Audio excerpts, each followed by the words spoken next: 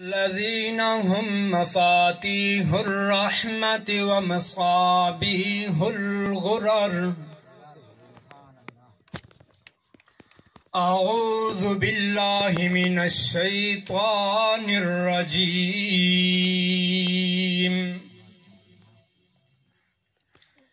بسم الله الرحمن الرحيم.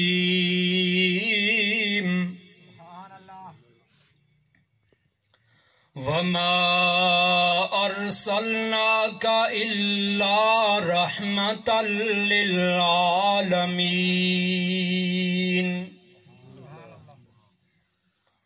صدق الله مولانا العظيم.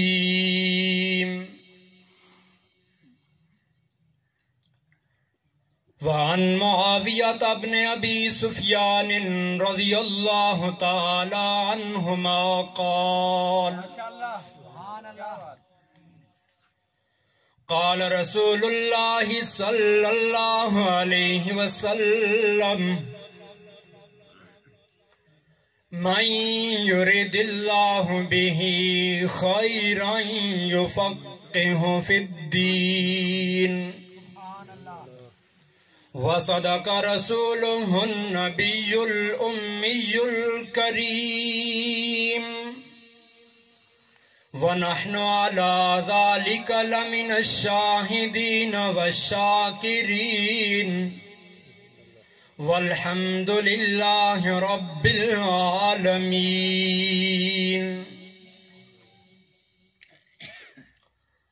تعریف اس خدا کی کہ جس نے سارا جہاں بنایا. تعریف اس خدا کی کہ جس نے سارا جہاں بنایا. یہ زمین بنائی، یہ آسمان بنایا. آب رواں کے اندر مچھلی بنائی تو نے. آب رواں کے اندر مچھلی بنائی تو نے. پھر اس مچھلی کے تیرنے کو آب رواں بنایا. کسی غم گسار کی محنتوں کا کیا خوب میں نے سلا دیا. جو میرے دکھوں میں رلا کیا اسے میں نے دل سے بلا دیا. تیرے حسن خلق کی ایک جھلک میری زندگی میں نہ مل سکی. میں اسی پہ خوش ہوں کہ شہر کے در و بام کو تو سجا دیا. اور میں تیرے مزار کی جالیوں کی مدحت ہی میں مگن رہا. اور میں تیرے مزار کی جالیوں کی مدحت ہی میں مگن رہا.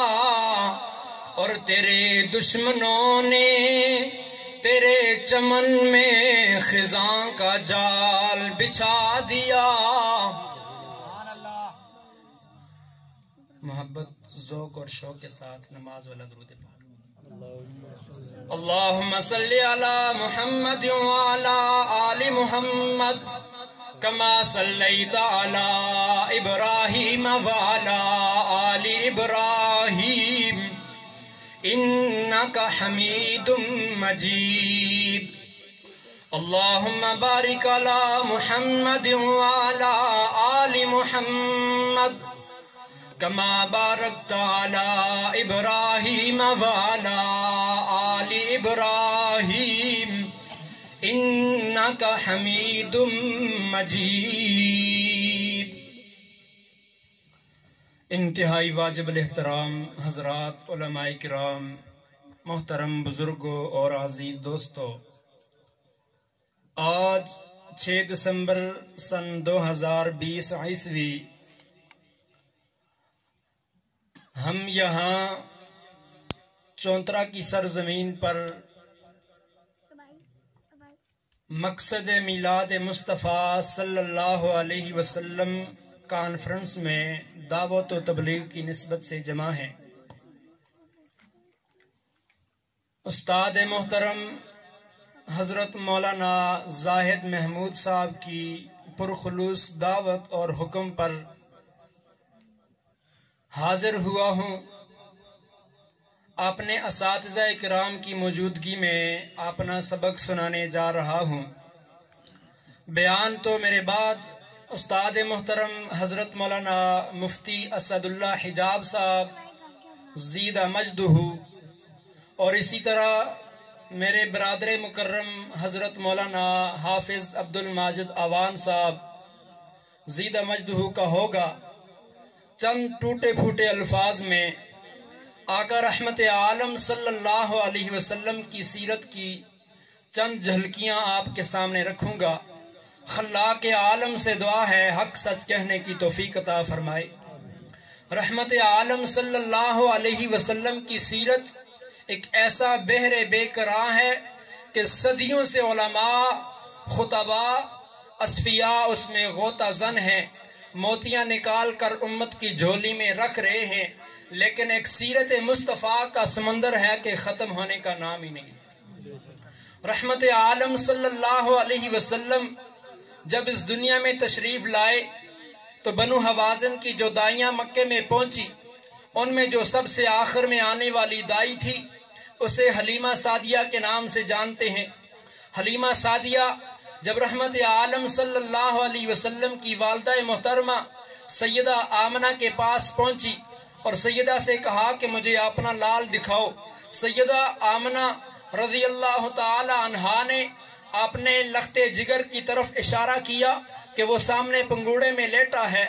حلیمہ سعدیہ پہنچتی ہیں اور جیسے ہی رحمت عالم صلی اللہ علیہ وسلم کے چہرہ انور پہ نظر پہنچتی ہے تو حلیمہ نے حال دل بزبان حال کہا۔ حسان بن ثابت نے تو بعد میں جا کر کہا، لیکن موقع یہ تھا جب حلیمہ نے اپنی زبان سے کہا کہ وَأَحْسَنَ مِنْكَ لَمْ تَرَ قَطُّ عَيْنِي وَأَحْسَنَ مِنْكَ لم تر قط عینی واجمل منک لم تلد النساء۔ محبوبم، آپ سے زیادہ حسین و جمیل بچہ آج تک میری آنکھ نے نہیں دیکھا۔ اور امیر شریعت سید عطا اللہ شاہ بخاری فرمایا کرتے تھے، اگر میں حسان کی محفل میں ہوتا تو عرض کرتا کہ آئینی کے بجائے آئینن ہونا چاہیے، تنوین نکرہ ہونا چاہیے، پھر معنی یوں بنے گا کہ میری آنکھ نے نہیں، دنیا کی کسی آنکھ نے محمد تجھ جیسا حسین و جمیل نہیں دیکھا۔ کیسے دیکھتی کوئی آنکھ، میری آنکھ یا دنیا کی کوئی آنکھ؟ وَأَجْمَلَ مِنْكَ لَمْ تَلِدِ النِّسَاءُ۔ آپ سے حسین و جمیل بچہ تو آج تک اس کائنات میں کسی ماں نے جنا ہی نہیں۔ خلقت مبرم من کل عیب، آپ تو تمام عیوب سے پاک پیدا کیے گئے۔ کأنک قد خلقت کما تشاء۔ اور سفیر اسلام علامہ سید عبد المجید ندیم شاہ نور اللہ مرقدہ فرمایا کرتے تھے کہ پوری کائنات کو اللہ نے بائی آرڈر بنایا، لیکن صرف ایک ذات ہے جسے اللہ نے بائی آرڈر نہیں بنایا، بائی چوائس بنایا ہے۔ صرف ایک ذات ہے، پوری کائنات پہ حکم چلا، انما امرہ اذا اراد شیئا ان یقول له کن فیکون۔ ہر چیز پہ حکم چلا، کن کہا زمین بچ گئی، کن کہا آسمان بلند ہو گیا، کن کہا آسمان و زمین کے درمیان یہ جو آب گل نظر آ رہا ہے پوری کائنات کا نظام مرتب ہو گیا۔ لیکن جب باری آئی آمنہ کے لال کی تو رب العالمین نے فرمایا میرے محبوب بتا تجھے کیسے بناؤں، تجھے کیسے سنواروں؟ رب العالمین نے فرمایا میرے محبوب تجھے کن سے نہیں بناؤں گا، تجھے اپنی تخلیق کے بے مثال ہاتھوں سے سنواروں گا۔ اور اسی کو مقام محمد مصطفیٰ، عفت محمد مصطفیٰ، نعرہ تکبیر۔ اور اسی کو حسان بن ثابت نے کہا کأنکا قد خلقت کما تشاء، وہ حسین و جمیل بچہ جسے رب العالمین نے اس کی چوائس سے بنایا، حسن و جمال کا پیکر کہ حسن یوسف پہ کٹی مصر میں انگشت زنا۔ حضرت یوسف کو دیکھنے والیوں نے مصر کے بازار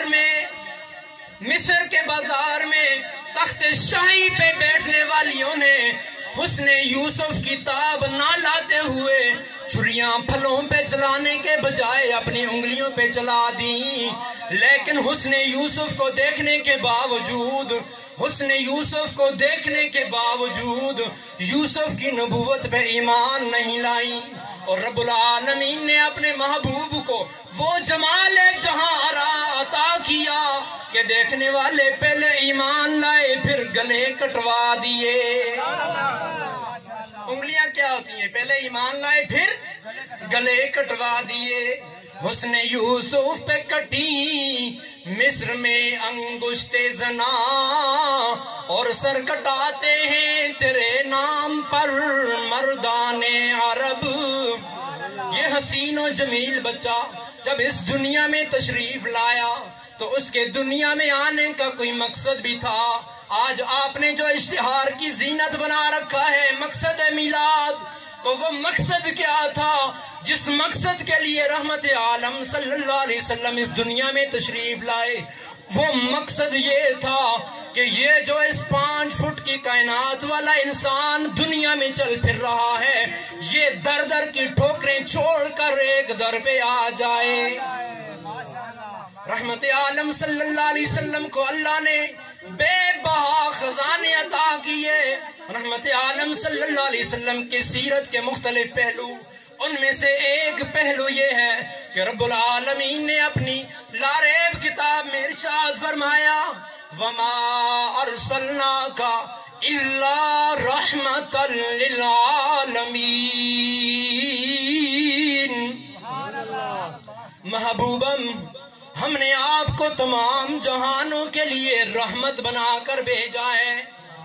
اور امام ابن تیمیہ فرماتے ہیں رحمت اللہ علیہ، فرماتے ہیں مکہ والوں نے، قریش مکہ نے، مشرکین مکہ نے اپنی دانست میں جو کچھ ہو سکتا تھا کیا، لیکن ترس گئے کہ کبھی محمد غصے میں تو آئے، کبھی محمد غصے میں آئے، لیکن وہ ترس گئے، وہ تھک گئے، میرے آقا کبھی اشتعال میں نہیں آئے۔ اتنا ستایا کہ ہجرت پر مجبور ہو گئے، مدینہ المنورہ میں تشریف لے گئے، 8 سال 10 سال بعد مکہ میں تشریف لائے، فاتح بن کر مکہ میں داخل ہوئے۔ ایک صحابی علم بردار سعد بن عبادہ نے نعرہ لگایا الیوم یوم الملحمہ، معذرت کے ساتھ مختصر وقت، الیوم یوم الملحمہ، آج ٹکر کا دن ہے، تصادم کا دن ہے، انتقام کا دن ہے، بدلہ لیا جائے گا سمیہ کی آہوں کا۔ آج کی اس محفل کے روح رواں حضرت مولانا عبد الماجد اعوان صاحب تشریف لا چکے ہیں، انہیں آمد پہ خوش آمدید کہتے ہیں۔ نعرہ تکبیر، اللہ اکبر، شان محمد مصطفیٰ زندہ باد، شان صحابہ زندہ باد، شان قرآن زندہ باد، نعرہ تکبیر زندہ باد۔ الیوم یوم الملحمہ، آج ٹکر کا دن ہے، تصادم کا دن ہے، انتقام کا دن ہے، بدلہ لیا جائے گا بلال کی آہوں کا، حساب چکایا جائے گا سمیہ کی تڑپ کا۔ تیار ہو جاؤ محمد عربی کے سپاہی آگے، بدلے کا دن ہے۔ رحمت عالم صلی اللہ علیہ وسلم کی سماعت مبارک سے جب یہ الفاظ ٹکرائے، آنکھیں چھلک پڑی، بے ساختہ آنسو روانہ ہو گئے۔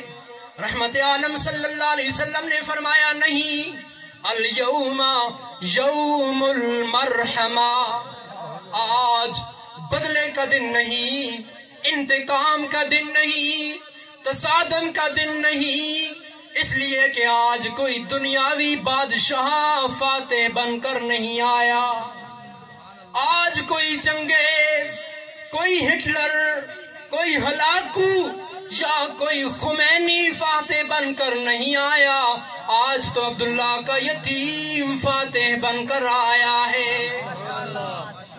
آنکھوں سے آنسوں کی روانی اور زبان سے آف بیانی، فرمایا میں وہی جذبات لایا ہوں جو کنویں میں ڈالنے والوں کے لیے میرے بھائی یوسف کے جذبات تھے۔ لا تثریب علیکم اليوم، علی پرچم تم سنبھال لو اور جاؤ مکہ کے در و دیوار پر دستک دیتے ہوئے میرا یہ پیغام سنا دو، ڈرو نہیں، ہم تمہیں ڈرانے کے لیے نہیں آئے، برباد کرنے نہیں آئے، آباد کرنے آئے ہیں۔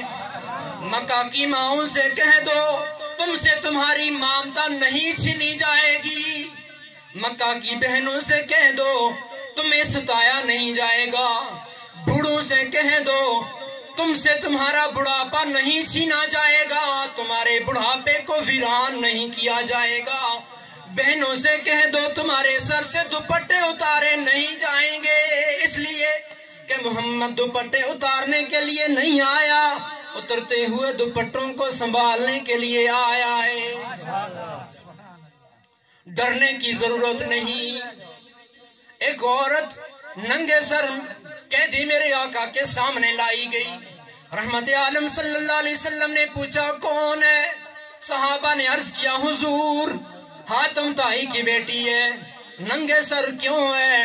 فرمایا عرض کیا حضور مشرکہ بنت مشرک، اسلام کی باغی مشرک، اس کے سر سے اگر دوپٹہ اتر جائے تو کیا بات ہے؟ رحمت عالم صلی اللہ علیہ وسلم نے فرمایا نہیں، بیٹی بہرحال بیٹی ہوتی ہے، دوست کی ہو یا دشمن کی ہو، یہ میری چادر لے جاؤ اور حاتم طائی کی بیٹی کے سر پہ ڈال دو۔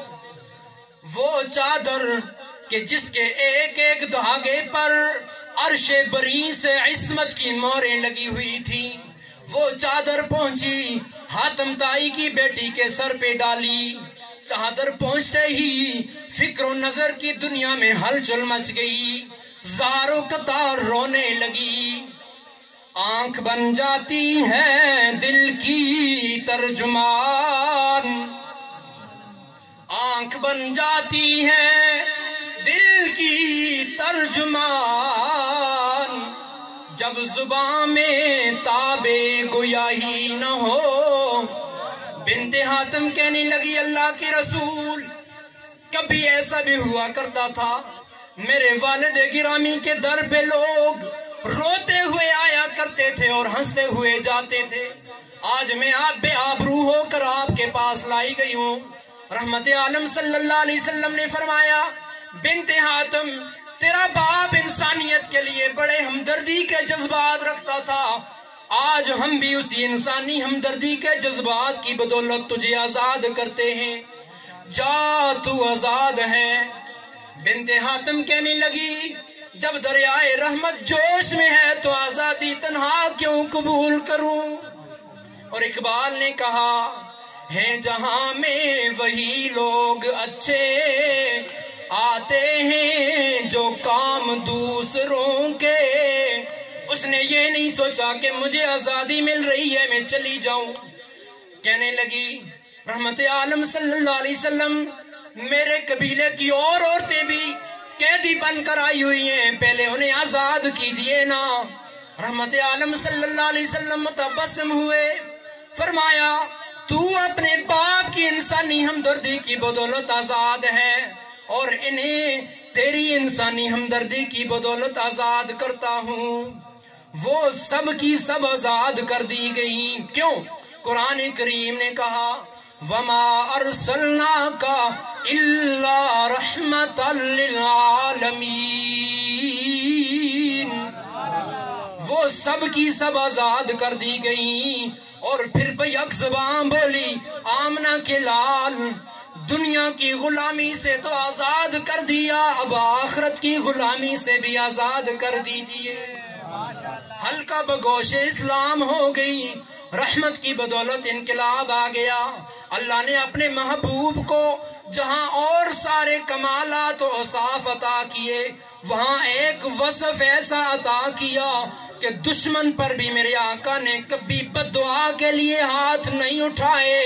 پوری زندگی رحمت عالم صلی اللہ علیہ وسلم کی اٹھا کر دیکھیے، لیکن ایک موقع ایسا آیا کہ رحمت عالم صلی اللہ علیہ وسلم نے ان بدبختوں کے لیے، ان ظالموں کے لیے نبوت والے ہاتھ اٹھائے، اور رحمت عالم صلی اللہ علیہ وسلم نے انہیں بد دعا دی۔ اور وہ موقع بھی وہ کہ جن ظالموں نے، جن بدبختوں نے دھوکے سے رحمت عالم صلی اللہ علیہ وسلم کے شاگردوں کو ستایا، رحمت عالم صلی اللہ علیہ وسلم کے صحابہ کرام پہ تیغ ستم کھینچی، اس ایک موقع کے سوا رحمت عالم صلی اللہ علیہ وسلم نے پوری زندگی کسی کو بد دعا نہیں دی۔ تو پھر ثابت ہوا نا کہ رحمت عالم صلی اللہ علیہ وسلم اتنا اپنی ذات کے معاملے میں حساس نہیں جتنا اپنی جماعت کے معاملے میں حساس ہیں۔ آج کا یہ جو پروگرام تھا یہ مقصد میلاد مصطفیٰ اور فکر آخرت کے حوالے سے منعقد تھا۔ جو حضرات اس عنوان کی وجہ بنے، جو دنیا سے تشریف لے جا چکے، ان کی اصال